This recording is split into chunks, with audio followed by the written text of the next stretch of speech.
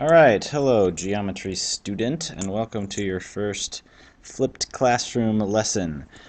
This one's going to be a little bit odd because this is about something you actually already learned about in school. I'm just giving you an idea how this is sort of going to work, and going to upload this one to YouTube just so you have it there for review when it becomes test time too. So we'll just start with 8.5.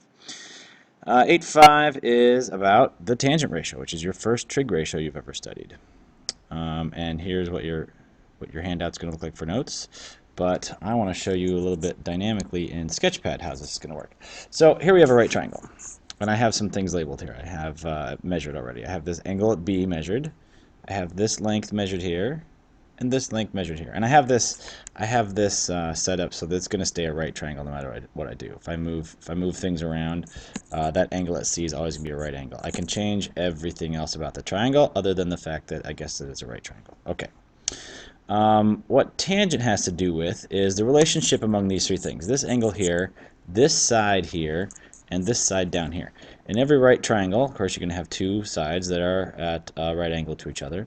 And the tangent has everything to do with the ratio between those two sides. So if we're talking about this angle here, this 24.42, that's the angle in there at B, tangent is defined to be this side divided by this side. It's that ratio. Let me just record that here. By the way, here's how you measure this ratio in Sketchpad. I'm going to make a calculation here. Take this side divided by this side. And right now the ratio is about 0.45. But if I move things around, that ratio, notice this ratio is changing if you watch there as I do this. For very small angles, that ratio is, it's like 0.1 right now because it looks like, yeah, this little side over here, this little side is about 10% of this long side here. So the vertical side is 1/10, 0.10 of this side here when the angle is about 5.69 degrees. And as I make the angle bigger and bigger, that ratio gets larger. Up here it's about 25%. Here the rise, you could call this, that's going to come up in a minute too. The rise is about 1/4 of the run. At a certain point, though, I think they're going to be equal. Here it's about half. So for 26 degrees, it's about half. Actually, it's about 30 degrees when it's half, I think. No, it's 26. And eventually it's going to be equal. I can shorten this up so it'll fit on the screen. At some point, the ratio is going to be equal. Somewhere around there, around 45 degrees. And that what you would expect. We were talking about the isosceles right triangle the other day. This ratio of this side divided by this side is 1. And notice when I made that smaller a minute ago, notice it didn't bother anybody about the ratio. Look at this ratio is staying the same. That ratio down there is staying 1. If I make the entire triangle bigger or smaller, as long as that angle stays the same, that tangent stays the same. If I make a smaller angle, like now we're down to a 0.54, angles at 28 degrees. If I make the whole triangle smaller yet similar, or bigger yet similar, tangent is going to stay pinned at the same value. So yeah, there's this direct relationship between the size of the angle and the size of the tangent. For every angle, acute angle in a right triangle, you could determine exactly what this ratio is supposed to be. And you might not know the size of the triangle. It might be a small triangle with a 28-degree angle here. It might be a huge triangle with a 28-degree angle here. But that ratio of this side divided by this side is always the same for that angle. When we start changing the angle, of course, things change. So let's see how big tangent can get. So I was looking here, it was about 1 because they were about the same at 45 degrees. But if I keep going and I make this rise number way bigger than this run number, then tangent starts to get bigger. Now, right at this angle, at this 63 angle, this one is actually double the size of this. And it could even be bigger than double. It could be a lot bigger than double. I'll make it smaller so I can fit it in the screen. Now it's like 5 times as big. Or it could be 10 times as big if I make this really small. Now my angle measures are starting to collapse on each other. I make this really big. Yeah, now it's 10 times as big. This side AC is 10 times as big as BC. And that happens exactly when the angle is 84.25 degrees. And I could make it even bigger. If it's 85.71 degrees, then this is going to be 13, looks like 13 and a third times bigger. So, oh yeah, it's going to stay 13 and a third times bigger for that angle, which went way off my screen in a hurry. Okay, bring this down into reality. Oh, still going to jump off the screen. Okay, so that's a little bit about tangent. Tangent can range from very small, if we're talking about a very small angle where this side doesn't rise very much for the amount of run we have, like 10%, or if we go the other direction, it can get very large. Here it's only 1 1/3, but it can get pretty large pretty quick. Yeah. So for the angles between 0 and 90, Can't be 0, can't be 90 in our definition. The tangent value, this ratio is going to go from 0 to, I guess, infinity. So what kind of problems are you going to have to solve with this whole tangent thing? Well, flip the triangle around just so we can get a better idea here. If this is the angle we're talking about, and a lot of times in books they use this variable theta. It's a little Greek. It's a Greek letter. Stands for. They usually use it for angle size. You can say measure of the angle if you know the letter here too. It's fine. But it is defined to be the ratio of tangent of theta is the ratio of the side that's opposite it, so this is the opposite side, divided by the side that is just right along it, which we call the adjacent side. Notice that the hypotenuse belongs nowhere in this ratio. Tangent equals opposite over adjacent, and these are both legs. Again, there's no hypotenuse. We never use this side when we're talking about tangent. It's always this one and this one. Okay, so opposite over adjacent is the tangent. So what kind of problems are you going to get for this? Well, you might get a problem that says they'll give you an angle. It's really three ways this problem can go, because we're relating three different things here. We have an angle size, and one side and another side. So there's two sides and an angle. And in any formula, if you know two of those things, you can figure out the third one. The first one, the first type is kind of easy, I guess. It'd be the easiest way you would see tangent, I should say, is that if they give you an angle and they give you, say, this side and ask you to find that side, how are you going to use tangent formula to figure that out? Well, let's just rewrite the formula we have up here. The tangent of that angle, the tangent of 27, equals opposite over adjacent. And there you go. And this value is found in your calculator. You can actually ask your calculator, what is the tangent of 27? Oh, you know what? I can do that for you right here. This will be cool. Let's close that. And then here you go. So let me move this in here so you can see it. I just go to my calculator and go, okay, tell me the tangent. Show me the money. Tell me the tangent of 27. And again, you have to be in degree mode for this. Yeah, 0.50. Let me just, speaking of degree mode, let's make sure you're in degree mode. Degree mode means that needs to be highlighted. If that's not highlighted, it ain't going to work. Radian measure is a completely different way to measure angles. And if you're in Radian measure, your calculator will look up the tangent of 27 radians and give you a totally different ratio than what it's going to do here, which is to look up the tangent of 27 degrees, which is exactly what you want. In a 27-degree triangle, this is saying that the rise side of the triangle is about 50% of the run side of the triangle. So that's great. I know the tangent of 27, sorry, is 0.50 now. 509. This is about 0.509. I'm going to start saying approximately equal to it because I don't have that exactly. So to solve for x, I just multiply both sides by 15.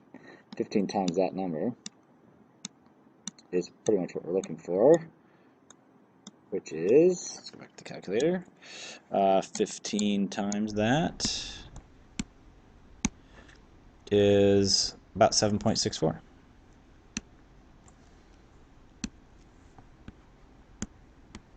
There you go.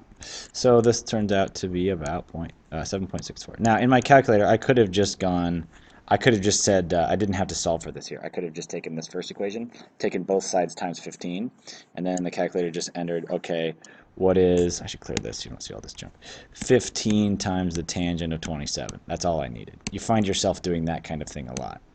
What's 15 times the tangent of 27? It's that, 7.64.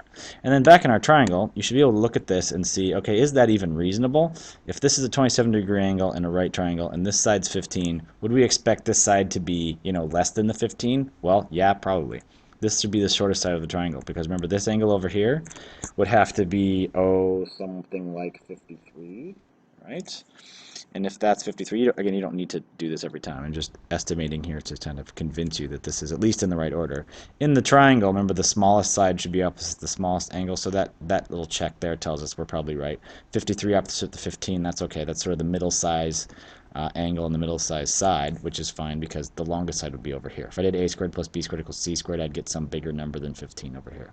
So it's good that that turned out to be less than 15. I must have done something right. Okay, the next type of problem you might get on your tangent section is a little more annoying. Let me draw it the same way just to avoid confusion, but let's say they give you this angle. Let's make it a little different this time. Let's say it's 31 degrees. And say they give you this side first. Let's say they give you that side is 8, and they want to know what this side is. It's exactly the same ratio as before. It's relating these three concepts. It's just the unknown shows up in a different part of the fraction now. It's the opposite side divided by the adjacent side, which is 8 over x. And that gives some people a headache when they're trying to solve for this x down here in the denominator of a fraction. Don't let that worry you. You can just multiply both sides by x. X times tangent of 31, and tangent of 31 is a number. I'm going to start solving for it at the end, just so I know I'm going to get more exact answers. So I have x times something equals 8. So to solve for 8, I'll just divide by the something. X equals 8 over the tangent of 31. And if you compare that to the original one, you notice what I could really just do here. It's kind of a nice little trick you want to remember over and over again. You can just kind of switch. When you have two things in a fraction like that, you can switch what's over here and what's over here. You can just switch those. It's like a shortcut for multiplying both sides by this one, which is exactly what I did, and then dividing both sides by this one. These two things just end up switching places. I say that because this is going to happen a lot in this part of the book. Okay, so I need 8 divided by the tangent of 31. 8 divided by the tangent of 31 is about 13.31. Now, does that look reasonable? I think it does. If this is 13.31, I would kind of expect it to be bigger than 8 because this angle up here is going to be bigger than 31 because this is, less than this angle in the 180 degrees. If this is 31, this is about 60, it's 59. So this is going to be bigger than 8. Great. The last type of problem you're going to get is by far way different compared to the other two. This is the one where, remember in the tangent function, the tangent definition, we have tangent of an angle equals opposite over adjacent, and I was saying you can always find one of these things if you know the other two.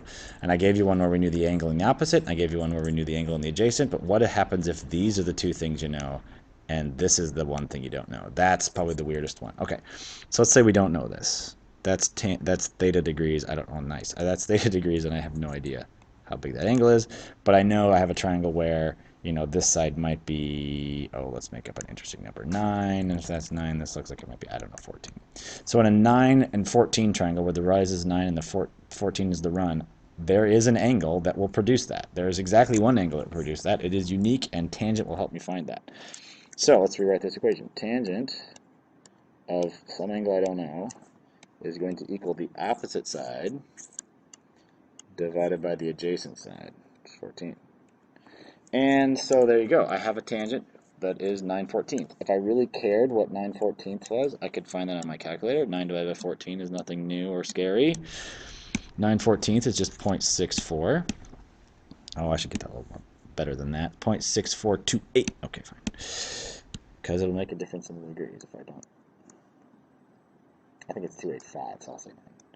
So yeah, it's about that. So at some point there's an angle whose tangent is saying that this side has got to be exactly 64%, 64 and some percent of this. What is that angle? Well, looking back at the calculator, you can't really see it here because it's really small. But on the tangent button, there's another function. It's got a little tangent with a -1 on it. That means that's the inverse of the tangent function. Just like a lot of buttons on your calculator. Like over here, the x squared and the square root. That means basically that the square root and the x squared undo each other. Like 3 squared is 9. And if I took the square root of 9, I'd get 3. They're kind of opposite buttons. The tangent of, we had a recent tangent, didn't we? We had like the tangent of 31 we needed or something. Tangent of 31 is about 0.6. If I found the inverse tangent of 0.6, it's going to be about 31. If I get a decimal point in there, 0.6. This should be about 31, and it is. So those two things, the tangent function and the inverse tangent, do the opposite thing. And this is one of those times where we need to do the opposite thing because we know what the tangent is. We just need to find the angle. I'm running out of time before this thing's going to stop on me. So tangent inverse of 0.64 will give me the angle, and that is, very quickly, inverse tangent that. Thank you for watching.